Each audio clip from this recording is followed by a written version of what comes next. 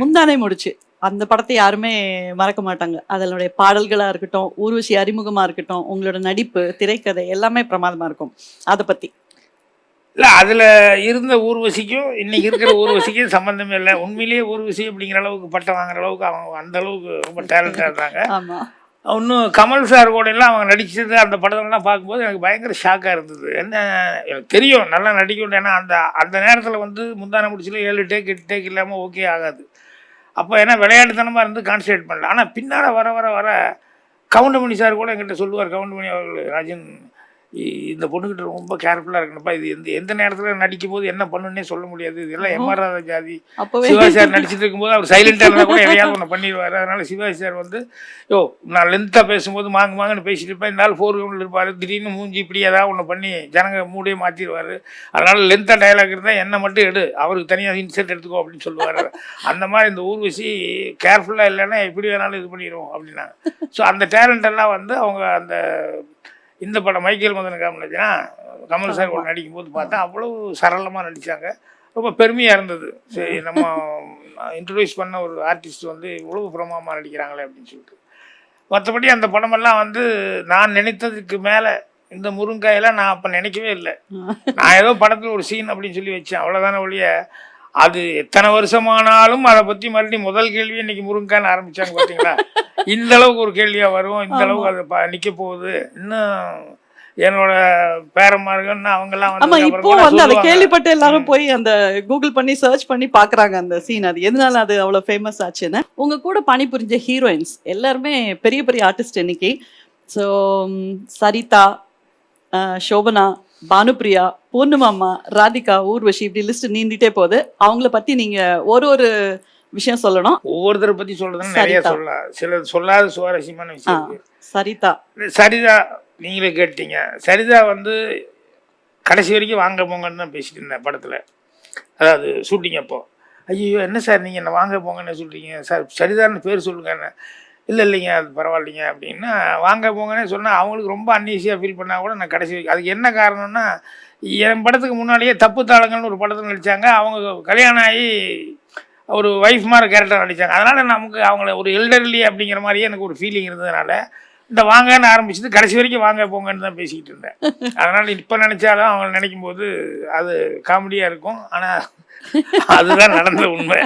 அடுத்து பானுப்பிரியா ஐஸ் ரொம்ப அட்ராக்டிவாக இருக்கும். ஐஸில் வந்து அவங்களுடைய எக்ஸ்பிரஷன்ஸ் எல்லாமே ரொம்ப அழகாக இருக்கும்.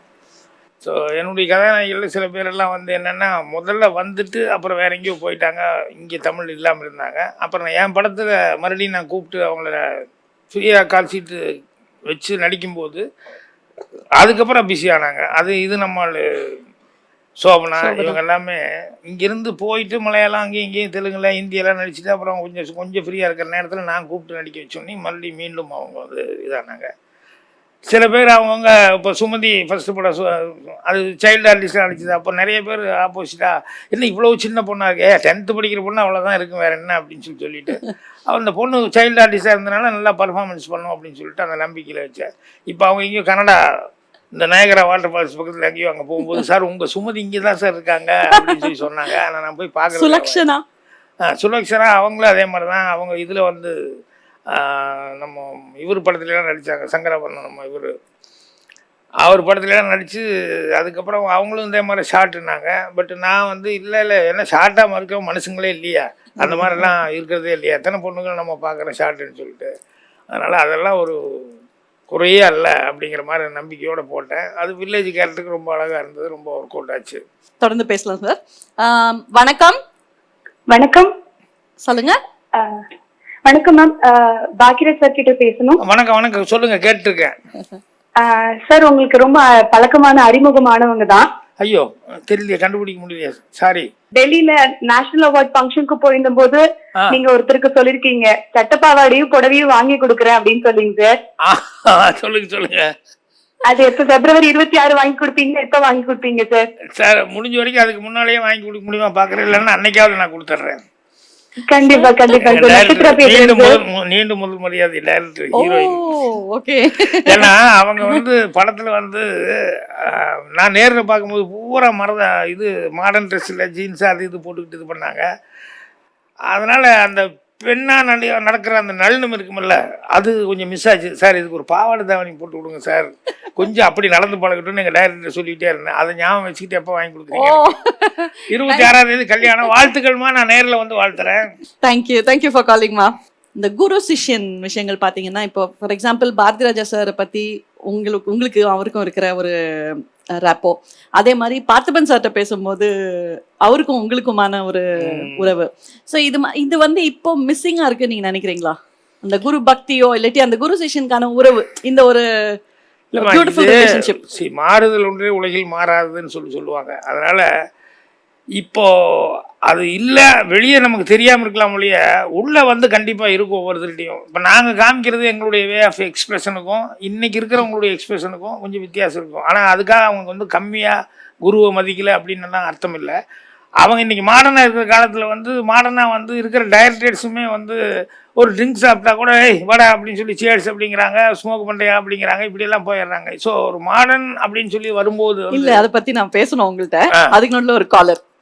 வணக்கம் சார். ரொம்ப ரொம்ப சந்தோஷமா இருக்கு சார். நிஜமாலுமே எனக்கு இந்த மாதிரி சான்ஸ் கிடைக்குமானே எனக்கு தெரியல. நீங்க என்னோட வெறிய சார். அவ்வளவு பிடிக்கும் எனக்கு உங்களை.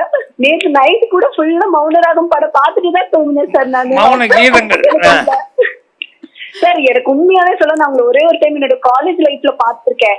எப்ப பேச மாட்டேன்னா எவ்வளவு நாள் எங்கிருக்க தெரியுமா சார். ரொம்ப ரொம்ப தேங்க்ஸ் சார் லைன் கொடுத்ததுக்கு. சார் உங்ககிட்ட நான் கேள்வி கேட்கற அளவுக்கு நான் அந்த அளவுக்கு பெரிய இல்ல. பட் ஒரே ஒரு கொஸ்டின் கேட்கிறேன். நீங்க நடிச்ச ஹீரோயின்ஸ்லயே வந்து எந்த ஹீரோயின்ஸ் கூட நடிச்சது வந்து நல்லா இருக்கு, பெட்டரா இருக்கு, ஒரே டேக்ல இதா இருக்கு அப்படின்னு ஃபீல் பண்ணிருக்கீங்க? லைக் நேற்று சரிதா மேம் பார்த்தேன், ரொம்ப அசந்துட்டேன் சார். டெய்லியும் பார்த்தேன், இருந்தாலும் புதுசா பாக்குற மாதிரியே ஒவ்வொரு சீன்ஸும் இருக்கும் சார். ஒரே டேக்ல ஓகே ஆகிறவங்களும் இருக்காங்க. ஆனா ஒரே டேக் இல்ல, ஓகே ஆகிற வரைக்கும் நானும் விடுற மாதிரி இல்லை. அதனால எல்லா ஹீரோயின்ஸுமே ஒவ்வொருத்தருக்கும் ஒவ்வொரு மாதிரி திறமைகள் இருக்கும். அது கொஞ்சம் முன்ன பின்ன இருக்கலாம், அவ்வளோதான ஒழிய. சில பேர் கேட்டோன்னே புரிஞ்சுக்கிறதுங்கிறதுக்கு சில பேருக்கு ஒரு தடவைக்கு 2 தடவை சொல்லணும். ஆனால் ஃபைனல் அவுட்புட் வந்து எப்படி இருக்குது அப்படிங்கிறது தான், அதுதான் முக்கியம். இப்போ நீங்கள் தொடர்ந்து படங்கள் நடிக்கிறீங்க. ஸோ முன்ன நீங்கள் எழுதி நடிச்சதுக்கும் இயக்குனதுக்கும் இப்போ நீங்கள் மற்றவங்க டைரக்ஷன் நடிக்கிறதுக்குமான உங்கள் அனுபவங்கள் எப்படி ஃபீல் பண்ணுறீங்க? அது கொஞ்சம் வித்தியாசமாக இருக்குது. சிலது சந்தோஷமாகவும் இருக்குது, சிலது கொஞ்சம் கசப்பாகவும் இருக்கும். இப்போ நமக்கு ஏதாவது தோணும், இது கொஞ்சம் ஐயோ இது தப்பு நடக்குது, இது சரியா இல்லையே அப்படின்னு சொல்லிட்டு. சில பேர் சொன்னால் ஸ்போர்ட்டிவாக எடுத்துக்குவாங்க, சில பேர் வந்து என்ன இவர் உள்ளே வர்றாரு அப்படிங்கிற மாதிரி கூட இருக்கும். பட் அதுக்காக வந்து நம்ம மனசாட்சி தூக்கி வச்சுட்டு ஒன்றும் பண்ண முடியாது. நான் ஏதாவது சொல்லாங்கும்போது மனோபரா எங்கிட்ட டக்குன்னு ஏதாவது ஒன்று எங்காவது சார் நம்ம வந்தது எதுக்கு சொல்கிறது, துப்பிட்டு போயிடுவோம் சார், விடுங்க, நீங்கள் ஏன் டைரக்டர் சார் இப்படியெல்லாம் மண்டையை உடைச்சிக்கிறீங்க அப்படின்னு. இல்லை மனோபாலா, நம்மளும் ஒரு டைரக்டராக இருந்து அதனால் மனசுக்கு கொஞ்சம் தோணுதுன்னா சொல்ல இன்னும் மண்டையை அவங்க எடுத்துக்கிறாங்கிறது வேற. பட் நம்ம சொல்ல வேண்டியது நம்ம கடமை இல்லையா அப்படிமோ. ஸோ அந்த மாதிரி வெளியே நடிக்க போகும்போது அப்படிங்கும்போது ஒரு டைரக்டராக இருந்ததுனால சும்மா ஒரு இது ஆக்ஷன் சொன்னோன்னே நடிக்கணும் அப்படின்னு சொல்லி தோன்றதை விட அங்கே என்ன நடந்துக்குன்னு நம்மளை எரியாமே நம்ம மைண்டு போகும். அப்போ அதில் வந்து நம்ம பார்ட்டிசிபேட் பண்ணுவோம். முடிஞ்ச வரைக்கும் 70% ஓகே அப்படின்னு சொல்லி தான் எடுத்துக்குவாங்க. சில பேர்த்துக்கு தான் அது கஷ்டமாக இருக்கும். ஸோ அதுக்கு நம்ம ஒன்றும் பண்ண முடியாது, அது அவங்க கேரக்டரை பொறுத்து இருக்குது. பட் நம்ம மனசாட்சியோட நமக்கு என்ன தோணுதோ, எது நல்லா இருக்குது நல்லா இல்லை அப்படிங்கிறத சொல்லிடணும் அப்படின்னு சொல்லிட்டு. இப்போ இண்டஸ்ட்ரியில் இருக்கிற இயக்குநர்களுக்கு நீங்கள் ஒரு அட்வைஸ் கொடுக்கணுன்னா இல்லை ஒரு விஷயம் சொல்லணும்னு நினச்சிங்கன்னா அது என்னவா இருக்கும்? இல்லை இப்போ இருக்கிறவங்களுக்குன்னு இல்லை, எப்போவுமே எல்லாத்துக்குமே யங்ஸ்டர்ஸுக்கு வந்து சொல்லக்கூடியது எப்போவுமே ஒரு பாசிட்டிவ் தாட் வச்சுக்கோங்க அப்படின்னு சொல்லுவேன். 2-3 விஷயங்கள் சொல்லணும். பாசிட்டிவ் தாட் அப்படின்னு சொல்லி சொன்னோம்னா, அது சிம்பிளான உதாரணம் சொல்லுதுன்னா, ஐயோ ரோஜா செடியில் முள் இருக்குது அப்படின்னு நினைக்கிறத விட முள்ளு செடியில் ரோஜா இருக்குது அப்படிங்கிறது இருக்குல்ல, அதுதான் பாசிட்டிவ் தாட். அது வந்து என்னென்னா, நெப்போலியனை வந்து சுற்றி அவன் தளபதி ஓடி வந்து ஒரு இதில் வந்து சொல்கிறாரு, வார்ஃபீல்டில், சார் நம்மளை வந்து சுற்றி வர 4 பக்கம் உழைச்சிட்டாங்க எதிரிகள் அப்படின்னு நெப்போலியன் சொன்னால், நெப்போலியன் சிரிச்சுக்கிட்டு சொல்கிறாரு, பரவாயில்ல நம்ம வீரர்களுக்கெல்லாம் 4 பக்கம் சுற்றி சுடுறதுக்கான வாய்ப்பு கிடைச்சிருக்கல, கிரேட், பயன்படுத்த சொல்லுங்க அப்படின்னு சொல்லிட்டு. இப்படி பாசிட்டிவான திங்கிங். அதே மாதிரி அடுத்தது இன்னொன்று வந்து லைஃப்பில் லூஸ் பண்ணுறது நிறையா விஷயங்கள். இப்போ பணம் லூஸ் பண்ணணும்னு வச்சுக்கோங்களேன், அது வந்து ஒரு பெரிய இழப்பு தான். அதே ஃப்ரெண்ட்ஸை லூஸ் பண்ணோன்னு வச்சுக்கோங்க, அது வந்து இன்னும் மிகப்பெரிய இழப்பு அப்படின்னு சொல்லுவான். ஆனால் நம்பிக்கை, தன்னம்பிக்கை, கான்ஃபிடென்ட் ஒரு இழந்துட்டோம்னா அது ஈடே செய்ய முடியாத ஒரு இழப்பு. அதனால் எப்போவுமே அந்த கான்ஃபிடென்ட் மட்டும் லூஸ் பண்ணாமல் இருங்க அப்படின்னு சொல்லுவேன். அடுத்தது இன்னொன்று என்னென்னா, இந்த நிற்கிற சைக்கிள் பேலன்ஸ் பண்ணுறதை விட ஓடுற சைக்கிள் ஈஸியாக பேலன்ஸ் பண்ணலாம். அந்த ஓடுறதுங்கிறது என்னென்னா, நீ உழைச்சிக்கிட்டே இரு. அது வந்து லைஃப்பில் எதை வந்தாலும் நீ ஃபேஸ் பண்ண முடியும். சும்மா உட்காந்துட்டேன்னா நீ வந்து எது பார்த்தாலும் உனக்கு கஷ்டமான விஷயமா தெரியும். ஐயோ அப்படிங்கிற மாதிரி வரும். அதனால் ஓடுற சைக்கிளை பேலன்ஸ் பண்ணுறது வந்து எப்பவுமே ஈஸி அப்படிங்கிறத நினச்சிக்கிட்டோம்னா, நம்ம உழைச்சிக்கிட்டே இருந்தோம்னு சொன்னோம்னா எதை வந்தாலும் ஃபேஸ் பண்ணிக்கிட்டே இருக்கலாம். அதனால் நமக்கு வந்து அந்த யூத்தாக இருக்கிறதுக்கும் அதுதான் மெயின், மன வலிமைக்கும் அதுதான் மெயின். இதுதான் இன்றைக்கி யங்ஸ்டர்ஸ் வர்றவங்ககிட்ட இன்னொன்று கடைசியாக சொல்லுவேன். அடுத்தவங்களுடைய ஷர்ட் இருக்க அதை நம்ம ஆல்ட்ரேஷன் பண்ணி போட்டோம்னா ஃபிட்டிங் நல்லா வந்துடும். ஆனால் அது புதுசாகாது. அது இரவல் தான், ஓசு தான். அதனால் நீ சுயமாக யோசனை பண்ணு அப்படிங்கிறது தான் நான் வந்து சொல்லக்கூடியது. ஏன்னா அதுதான் லாங் ஸ்டாண்டிங்காக இருக்கும் அப்படிங்கிறது. சார் ஒரு காலர் லைனில் இருக்காங்க. வணக்கம். ஹலோ, சொல்லுங்க. மேடம் என் பேர் பாலசாந்தி, நான் தென்காசில இருந்து பேசுறேன். வணக்கம்மா, நல்லா இருக்கீங்களா? நல்லா இருக்கோம் சார். நீங்க எப்படி சார் இருக்கீங்க? நல்லா இருக்கேன் சார். உங்களோட ரொம்ப தீவிர ஃபேன் சார். எனக்கும் சாந்தனுக்கும் ஒரே ஏஜ் தான். ஓ அப்படியா? ரொம்ப சந்தோஷமா. ஆமா சார். ஆனா என்னுடைய எப்படி சொல்றது, என்னோட ஸ்வீட் 16 அந்த வயசுல இருந்து எனக்கும் இருக்கு லவ். அது மாதிரி நான் ரொம்ப விரும்புறது உங்களை தான். அப்படியா? அப்பயும் சரி இப்பயும் சரி. இனி இன்னொரு ஜென்மம் அப்படி இப்படி அதெல்லாம் எனக்கு தெரியாது சார். அப்படி இருந்துச்சுன்னா கண்டிப்பா நான் தான் உங்களை கல்யாணம் பண்ணிக்கணும். ஐயோ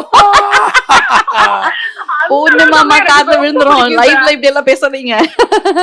அவர் ஏதாவது கேள்வி கேட்கணும்னு விரும்புறீங்களா? சினிமா சம்பந்தமா யதார்த்தமா சொல்லுவாங்க சில பேர். எனக்கு ரொம்ப காலத்துக்கு அப்புறம் நான் இதே மாதிரி ஒரு ஃபேன், சித்ரா ராமநாதன் சொல்லிட்டு கும்பகோணத்தில் இருக்காங்க. அப்படி என் படத்தை பற்றி எல்லாம் ஒன்று விடாமல் இன்னைக்கு டைலாக்காக சொல்லிக்கிட்டு இருக்காங்க. அந்த மாதிரி இப்போ இவங்க சொல்கிறது யதார்த்தமாக அவங்களுடைய ஃபீலிங்கை வந்து சொல்கிறாங்க. சாந்தனோட வயசுன்னு சொன்னீங்க. ஸோ மேபி அவளுக்கு மகளா பிறக்கலாம். நீங்க நான் பூர்ணிமாக்கு சப்போர்ட் பண்ணல. Thank you for calling. Thank you sir. உங்க படங்கள் வந்து எல்லா லாங்குவேஜஸ்லயும் பண்ணியிருக்கீங்க. அது தமிழ் படம் இவ்வளோ லாங்குவேஜஸ்ல பண்ணது, இவ்வளோ படங்கள் பண்ணது அநேகமா உங்களோட படங்களா தான் இருக்கும்னு நினைக்கிறேன். நான் தெலுங்கு, தமிழ், அதாவது தமிழ் படங்கள் வந்து தெலுங்கு, மலையாளம், கன்னடம், ஹிந்தி வரைக்கும். இல்ல முன்னால இருக்கிற ரைட்டர்ஸ் கொஞ்சம் பேர் இருந்திருக்காங்க. அவங்க படங்கள் இப்படி எல்லா லாங்குவேஜுக்கு வந்த படங்களுக்கு. சோ இப்போ அங்க ரீமேக் பண்ணும்போது உங்களோட எக்ஸ்பீரியன்ஸ் எப்படி இருந்தது? அந்தந்த லாங்குவேஜஸ்க்கா ஏதாவது சேஞ்சஸ் பண்ணீங்களா, இல்ல அந்த லாங்குவேஜ்ல ஒர்க் பண்றது எப்படி இருந்தது? இல்ல நான் அதிகமா வந்து ரீமேக் நான் பண்ணதுங்கிறது கம்மி. ஆனா என்னோட படங்கள் எல்லாமே அடுத்தவங்க டைரக்ஷன் பண்ணி ரீமேக் பண்ணாங்க. அப்போ அவங்க வந்து அந்த ஊர் கல்ச்சருக்கு தகுந்த மாதிரி எடுத்துக்குவாங்க. இப்போ உதாரணத்துக்கு சொல்றதுன்னா, நம்ம ஊர்ல இந்த அத்தை பையன், அத்தை பொண்ணு, பையன், மாமன், முறை மாமன் அப்படிங்கிறதெல்லாம் இருக்குல்ல, தாய் மாமன், இது அங்கே நேர் ஆப்போசிட்டு. இங்கே நார்த்தில் அங்கே அதாவது மாமன் அப்படின்னு சொல்லி சொன்னோம்னா அவனுக்கு வந்து பயங்கர ஒரு இது என்னென்னா, அம்மா அப்பா இவங்க எல்லாத்தோட உரிமையை விட அந்த மாமன்காரனுக்கு தான் பெரிய உரிமை. என்னென்னா அவனுக்கு தான் அந்த பொண்ணை வந்து கல்யாணம் பண்ணி, தாய் மாமனுக்கு தான் வந்து பொண்ணை கல்யாணம் பண்ணி கொடுக்கக்கூடிய எல்லா இதுவும் அவனுக்கு தான் இருக்குது, பாத்தியதை. ஸோ அவன் கட்டுறது அப்படிங்கிறது அவனுடைய இதே கிடையாது அவன் கல்ச்சரில். அந்த பொண்ணுக்கு அப்பா அம்மாவை விட அதிகமான ஸ்தானத்தில் முன்னால் நின்று பண்ணி கொடுக்கணும் அப்படிங்கிறது. ஸோ நம்ம ஊர் கதை போய் அத்தை பொண்ணு முறமாமை அப்படின்னால அங்கே போய் சொன்னோம்னா அது சரியாக வராது. அது மாதிரி அந்தந்த கல்ச்சருக்கு இங்கே இருக்கிற 4 கல்ச்சர், இப்போ மலையாளத்துக்கும் கன்னடத்துக்கும் தெலுங்குக்கு இதுக்கெல்லாம் வந்து கொஞ்சம் ஒத்தி வரும். நார்த்தில் வந்து அப்படி இல்லை, இந்த மாதிரி நிறையா கல்ச்சர். அதனால் அவங்க என்ன பண்ணுவாங்கன்னா ஃப்ரெண்ட்ஸுன்னு வச்சுருவாங்க கதைகளில். ஏன்னா இந்த முறை பொண்ணு முறை பையன் அப்படி இப்படிங்கிறதெல்லாம் வந்து அங்கே அவ்வளோ இதாக இது பண்ண மாட்டேன். இந்த மாதிரி அந்தந்த கல்ச்சருக்கு தகுந்த மாதிரி சிலதெல்லாம் இருக்கும். அதனால் அது மாற்றுவாங்க. அது ஒன்றும் தப்பு ஒன்றும் இல்லை. சிலதெல்லாம் வந்து முடிஞ்ச வரைக்கும் மாற்றாமல் எடுக்கணும்னு சொல்லி எடுப்பாங்க. இப்போ அந்தையில் நாக்கெல்லாம் எடுத்துகிட்டு போகும்போது முடிஞ்ச வரைக்கும் அதை மாற்றாமல் எடுக்கணும் அப்படின்னு சொல்லி தான் அப்படி தான் ட்ரை பண்ணி எடுத்துகிட்டு இருந்தாங்க. நீங்கள் இயக்கின ஆக்ரி ரஸ்தா நான் வந்து அப்படியே தான் எங்கள் டைரக்டருக்கு நான் எழுதி கொடுக்கும்போது என்ன பண்ணோம் அதுதான் எடுத்தேன். சில சீன்கள் மட்டும் நான் கொஞ்சம் சேஞ்ச் பண்ணி எடுத்தேன். உதாரணத்துக்கு கிரேவியார்டு சீன் எங்கள் டைரக்டர் எடுக்கலை, அது நான் எழுதி கொடுத்த சீன் தான், அதை நான் எடுத்தேன். அதே மாதிரி கிளைமேக்ஸ் சீனும் வந்து அவர் வேறு ஒன்று எடுத்திருந்தார், அது நல்லா இருந்தாலும் நான் மனசுக்குள்ளே ஒரிஜினலாக க்ரியேட் பண்ணது இது இன்னும் நல்லா இருக்கும், நல்லா வரும் அப்படின்னு சொல்லிட்டு என் மனசுக்கு தோணுனால என்னோட நம்பிக்கைப்படி நான் அதை எடுத்தேன். அது அதே மாதிரி நல்லாவும் வந்துச்சு. அதனால் அது சேஞ்ச் பண்ணும்போது நிறைய பேர் யோசித்தாங்க. அமிதாப் முதல் கொண்டு இது அது நல்லா இருக்குது அப்படின்னாலும் இருந்தாலும் என் கிளைமேக்ஸ் என்னன்னு தெரியாதனால நீங்கள் எடுங்க, பார்த்துட்டு அப்புறம் டிசைட் பண்ணலாங்கிற மாதிரி தான் அவர் ரொம்ப கான்ஃபிடென்ட்டோட நடித்து கொடுத்தாரு. அப்புறம் பார்த்துட்டு இல்லை நல்லா இருக்குது அப்படின்னாரு. அதனால் ரீமேக் பண்ணுறதுல சின்ன சின்ன இந்த மாதிரி இதெல்லாம் வரும். நம்மளும் வந்து நான் பிடிச்ச முயலுக்கு 3 காலுங்கிற மாதிரி நம்ம நிற்கக்கூடாது. அந்த ஊர் கல்ச்சர் என்ன, அந்த ஊரில் எது ரசிப்பான், எது இது பண்ணுவான் அப்படிங்கிறத வந்து அதுக்கு தகுந்த மாதிரி பண்ணணும். எனக்கே சில நேரங்களில் ரொம்ப காமெடியாக இருக்கிறது என்னென்னா, சுந்தரகாண்டத்தில் நம்ம நந்தகோபால் இன்னைக்கு உடம்பு சரியில்லாமல் இருக்கா, ரொம்ப முடியாமல், அந்த நந்தகோபால் வந்து சுந்தரகாண்டத்தில் போடும்போது கொஞ்சம் முத்தின கேரக்டர் என்னையே என் கூட படித்தவன் இன்னும் அங்கேயே இருக்கான் அப்படின்னு சொல்லிட்டு அவன் டேய் சண்முகமணின்னு கூப்பிட்ற மாதிரி நான் வச்சுருந்தேன் இல்லையா. இதுக்கு தெலுங்குல வந்து பிரம்மானந்தம் சார் போட்டிருந்தாங்க. எனக்கு ஒரே ஆச்சரியம், பிரம்மானந்த வயசுக்கு எப்படிடா அப்படி போட்டிருக்காங்களே அப்படின்னு சொல்லிட்டு சுந்தரகாண்டத்தில் இது எப்படி சிங்க் ஆகும் அப்படின்னா. ஆனால் ஜனங்க ரசித்தாங்க. என்னென்னா அது காரணம் அவர் பிரம்மானந்தனுடைய இமேஜ், அவர் எடுத்திருந்த பேர். அதனால் அந்த கேரக்டர் போட்டால் கூட லாஜிக் அவுட் ஆஃப் லாஜிக்கில் போய் ஜனங்க வந்து ரொம்ப லைக் பண்ணி ரசித்தாங்க. ஸோ அந்த மாதிரி ஒவ்வொரு ஊருக்கும் அவங்கவுங்களுடைய டேஸ்ட்டுங்கிறது ஒன்று இருக்குது இல்லையா, அவங்கவுங்க இதுக்கு தகுந்த மாதிரி. ஸோ அதனால் அந்த சேஞ்சஸை வந்து நம்ம அடாப்ட் பண்ணிக்கணும். தொடர்ந்து நீங்க இன்னும் கதை எழுதிட்டு இருக்கீங்க, இன்னும் எடுக்கணும், இல்லை யாரை வச்சு எடுக்கணும் அந்த மாதிரி ஏதாவது? இல்லை, இப்போ நானே நடிக்கணும் அப்படிங்கும்போது இப்போ போய் காலேஜ் ஸ்டூடெண்ட் அதெல்லாம் நடிக்க முடியாது. இப்போ போய் லவ் பண்ணுறேன் முடிக்கிறேன் அப்படின்னு சொல்லிட்டு அந்த மாதிரிலாம் வச்சுக்க முடியாது. இந்த ஏஜுக்கு தகுந்த மாதிரி பண்ணணும் இல்லையா. ஸோ அந்த மாதிரி நான் பண்ணணும்னு நினைக்கிறேன். இப்போ புதுசாக அந்த யூடியூப் அப்படிங்கும்போது அது நான் செய்யணும்னு நினச்சிக்கிட்டு இருக்கிறேன். அதே மாதிரி வெப் சீரிஸ் இதெல்லாம் செய்யணும்னு இருக்கேன். அதோட படமும் டைரக்ட் பண்ணோம் அப்படிங்கிறதுல வந்து இப்போ இந்த வருஷத்தில் இந்த அனௌன்ஸ்மெண்ட்லாம் வந்துடும். இப்போ இந்த வருஷத்தில் நிறைய இடத்துக்கு போய் அவார்டு கொடுக்க போயிட்டு இருந்தேன். அடுத்த வருஷம் வந்து அடுத்த அவார்டு வாங்குறதுக்கு உண்டான ஒரு இதில் என்ன இறங்கணுமோ அதை இறங்கி வேலை பார்க்கலான்ட்டு இருக்கேன். இப்போ நீங்க கலந்துக்கிற ஃபங்க்ஷன்ஸ்ல இல்லை நீங்க வெளியில போகும்போது பழைய விஷயங்களை ரெக்கலெக்ட் பண்றது, இந்த மாதிரி ஒரு நிகழ்ச்சியில பழையதை அசைப்படும் போது எப்படி ஃபீல் பண்றீங்க? அந்த நாட்கள் எல்லாம் எப்படி மிஸ் பண்றீங்களா? இல்லாட்டி இல்லை அதெல்லாம் இனிமையான ஒரு அனுபவங்கள், இனிமையான ஒரு இதாக இருக்கிறதுனால தான், நினைவுகளாக இருக்கிறதுனால தான் நமக்கு இன்னும் வந்து அதெல்லாம் டக்குன்னு நீங்கள் ஏதோ ஒன்று கேட்கும்போது உடனே ஏதோ ஒன்று ஞாபகம் வந்துடும். இது இப்படி நடந்தது அப்படின்னு சொல்லிட்டு. அதனால் திரும்ப திரும்ப அசை போடுறதுக்கான வாழ்க்கையில் வந்து அது நம்மளும் அதை பார்த்துருக்கணும், அதெல்லாம் என்ஜாய் பண்ணியிருக்கணும். இது இப்படி இருக்கா அப்படின்னு சொல்லி அப்படி மனசில் பதிய வச்சுருந்தா தான் நம்ம அந்த விஷயங்களை வந்து எப்போ ரீகலெக்ட் பண்ண முடியும். நான் சொல்லுவேன் ஒரு தமாசான ஒரு நிகழ்ச்சி என்னென்னா, என் ஃப்ரெண்டுக்கு ஒருத்தன் கல்யாணம் ஆயிடுச்சு, நான் அப்போ ஊரில் இல்லை, அவனுக்கு கல்யாணம் ஆயிடுச்சுன்னு வந்து கேள்விப்பட்டேன். அப்புறம் உடனே வீட்டுக்கு போகிறேன். வீட்டுக்கு போனோடனே அவன் ஒய்ஃப் பேசிட்டுருந்தாங்க, வாங்க போங்கன்னு பேசினேன். இவன் இதே என்னடா வாங்க போங்கன்னு பேர் சொல்கிறேன். எனக்கு பேர் வரமாட்டேன், ஏன்னா அது புதுசு இல்லையா. இவர் எங்கள் இவன் வாடா போடான்னு பேசுகிறவன். பட் அது யாரோ ஒரு பொண்ணு வாங்க போங்கன்னு பேசினேன். யதார்த்தமாக அந்த பொண்ணு வந்து ஒரு வார்த்தை சொல்லிச்சு. என்னென்னா, கல்யாணத்துக்கு முன்னால் உங்கள் நண்பர் கொஞ்சம் அப்படி இப்படி இருந்தாராம். நான் சொன்னேன், இனிமேல் நான் உங்களை நம்பி வந்திருக்கேன், அப்படிலாம் இருக்கக்கூடாதுன்னு சொல்லிக்கிறேன், நீங்களும் கொஞ்சம் அட்வைஸ் பண்ணுங்க அப்படின்னு. அப்போ நான் உடனே அதோட சரிங்கன்னு சொல்லணுமில்ல. நான் இல்லைங்க இவன் கரெக்டாக தான் இருந்தான், அந்த பொம்பளை தான் சரியில்லை, அதுதான் இவன் மேலே கொஞ்சம் இதாக இருந்து சுற்றி. பொம்பளையா? இவர் பொண்ணு தானே சொன்னார் என்கிட்ட, நீங்கள் என்ன பொம்பளைன்னு சொன்னால் அவன் பின்னால் இந்த மாதிரி எக்ஸ்பீரியன்ஸ் எல்லாம் லைஃப்ல நம்ம நினைச்சு நடக்கிறது இல்லை, நம்ம நினைக்காமையே நடக்கக்கூடிய காமெடிகள் அப்படின்னு சொல்லுவோம். அதான் நான் அறிமுகத்துல சொன்ன மாதிரி உங்களுடைய பேச்சு எளிமை, யதார்த்தம், அதனால நிறைய நல்லதும் நடந்திருக்கும், இந்த மாதிரி சின்ன சின்ன காமெடியான விஷயங்கள் நடந்திருக்கும். Thank you so much. இவ்வளவு நேரம் பொறுமையா பதில் சொல்லி எங்களையும் சிரிக்க வச்சு தேங்க்யூ சோ மச். ஓகே, உள்ள வெளியே டீமுக்கு, ஜெயா டிவி நிர்வாகத்தினர், அதே மாதிரி இதில் பார்ட்டிசிபேட் பண்ண ஆடியன்ஸு, வெளியிருந்து நிறைய பேர் கேள்வி கேட்டவங்க, அவங்கெல்லாம் எவ்வளவு பேர் இன்னும் எனக்கு மேலே எவ்வளோ ஒரு இது வச்சுருக்காங்க அப்படிங்கிறது வந்து எனக்கு ரொம்ப சந்தோஷமாகவும் பெருமையாக இருக்குது. ஸோ எல்லாத்துக்கும், எல்லா ஊர்களில் இருக்கிறவங்க எல்லாத்துக்குமே என்னுடைய மனமார்ந்த நன்றியை உங்கள் மூலமாக தெரிவிக்கிறதுக்கு ஒரு வாய்ப்பு கிடைச்சிது. அதனால் உங்களுக்கு என்னுடைய மனமார்ந்த நன்றி தெரிவிச்சுக்கிறேன். நன்றி, வணக்கம்.